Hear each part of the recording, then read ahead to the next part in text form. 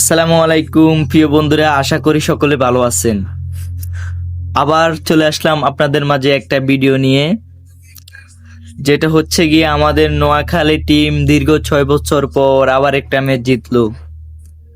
তার মানে 6টা হারার পর আবার একটা ম্যাচ জিতলো।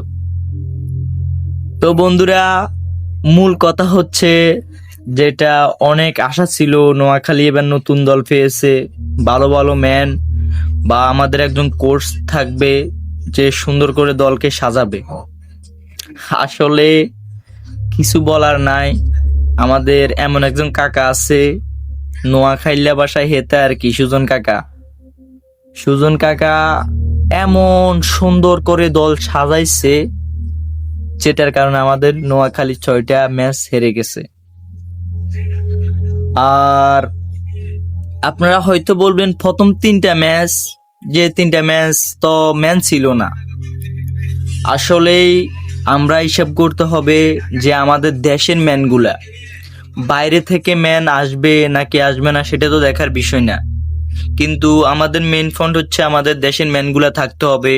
যে রানিং ম্যাচগুলো চলবে, সে রানিং ম্যাচগুলো অবশ্যই আমাদের দেশের ম্যান দিয়ে খেলতে হবে। কিন্তু তারা এমন এমন ম্যান নিয়েছে যে 3 ম্যাচ পর আসে, তো 3 ম্যাচ আমাদের টানা হেরে গেছে। নোয়াখালীর মানুষ এমন আবেগহীন যে তারা একটা খেলা চলুক বা একটা খেলা দেখুক, অনেক আবেগ বা মন দিয়ে তারা ভালোবাসে দলটাকে দেখে, কিন্তু আমগো আবেগের উপরে মুইতা দিছে, যেটা হচ্ছে 6টা ম্যাচ হেরে গেছে। আমাদের সুজন কাকা সেই অসাধারণ করে দল সাজাইছে। আপনার আগের বছর ঢাকা ছিল, উনি খুব সুন্দর করে ঢাকারে সাজাইছে, দল সাজাইছে, তার কারণে একটা ম্যাচ জিতছে। তো বন্ধুরা, আপনারা নোয়াখালীর জন্য দোয়া করবেন যেন পরবর্তীতে যে 3টা ম্যাচ আছে অবশ্যই 3টা ম্যাচ জিতে।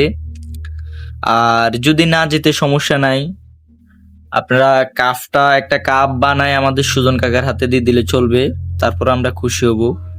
তো বন্ধুরা, দোয়া করবেন যেন পরবর্তী ম্যাচগুলো নোয়াখালী অবশ্যই জিতে যায়, যেহেতু নোয়াখালীর মানুষ আবেগহীন, খেলা দেখে মন দিয়ে।